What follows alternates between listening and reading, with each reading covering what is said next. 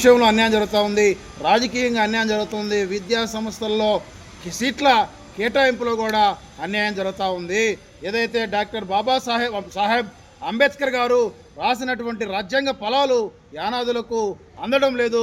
ఏదైతే గిరిజన జాతుల్లో అభివృద్ధి చెందినటువంటి కొన్ని ఫలాలు మాత్రమే ఏదైతే గిరిజన రిజర్వేషన్లు పొందుతున్నారో ఫలితంగా యానాదులకు అన్యాయం జరుగుతూ ఉంది. అందుకని మేము ప్రభుత్వాన్ని ఒకటే విజ్ఞప్తి చేస్తూ ఉన్నాం, మీరు ఒక కమిషన్ వేయండి. ఏదైతే ఎస్టీ జాతుల్లో ఎస్టీ తెగల్లో ఎవరు అభివృద్ధి చెందారు, ఎవరు వెనకబడి ఉన్నారు, అందులో యానాదుల పరిస్థితి ఏంటి, ఉద్యోగాల విషయంలో యానాదుల పరిస్థితి ఏంటి, ఆర్థికంగా యానాదుల పరిస్థితి ఏంటి, సామాజికంగా యానాదుల పరిస్థితి ఏంటి, రాజకీయంగా యానాదుల పరిస్థితి ఏంటి అనేటువంటి విషయాల మీద ఒక కమిషన్ వేసి తద్వారా రిపోర్ట్ తెచ్చుకొని ఇప్పటికీ అన్ని విధాలా వెనకబడినటువంటి యానాదులకు వర్గీకరణ ద్వారా మాత్రమే న్యాయం జరుగుతుందని చెప్పి నేను ఈ సందర్భంగా తెలియజేస్తా ఉన్నాం. ప్రభుత్వాన్ని ఒకటి అడుగుతా ఉన్నాం, ఏదైతే గౌరవ సుప్రీంకోర్టు ఎస్సీ ఎస్టీ వర్గీకరణను రాష్ట్ర ప్రభుత్వాలు చేసుకోమని చెప్పిన నేపథ్యంలో ఖచ్చితంగా ఎస్సీల వలె ఎస్టీ వర్గీకరణ చేయాలని చెప్పి మేము ఈ సందర్భంగా తెలియజేస్తూ ఉన్నాం. ఎందుకంటే ఏదైతే యానాదులు ఇప్పటికీ అన్ని విధాలా వెనకబడి ఉన్నారో వాళ్ళకి న్యాయం జరగాలంటే వర్గీకరణ ఒకటే మార్గము.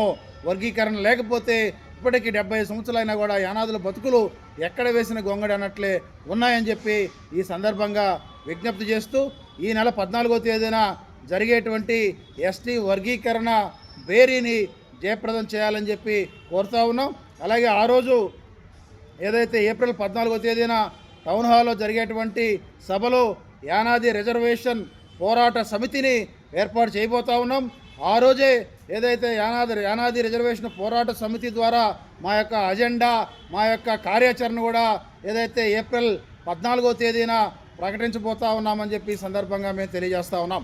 ఉదాహరణకి ఈ రాష్ట్రంలో గిరిజన తెగల్లో ఏదైతే ప్రభుత్వ లెక్కల ప్రకారము 20లో గిరిజన సంక్షేమ శాఖ బడ్జెట్ 400 కోట్లు అయితే 20% ప్రకారము 800 కోట్లు యానాదులకు కేటాయించాలి. కనీసం 8 కోట్లు కూడా యానాదులకు కేటాయించడం లేదంటే పరిస్థితి ఏ విధంగా ఉందో అర్థం చేసుకోవచ్చు.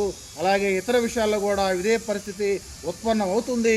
ఈ నేపథ్యంలో ఎస్టీ వర్గీకరణ ద్వారా మాత్రమే యానాదులకు న్యాయం జరుగుతుందని చెప్పి తెలియజేస్తూ ఎస్టీ వర్గీకరణ బేరీని జయప్రదం చేయాలని చెప్పి విజ్ఞప్తి చేస్తాము.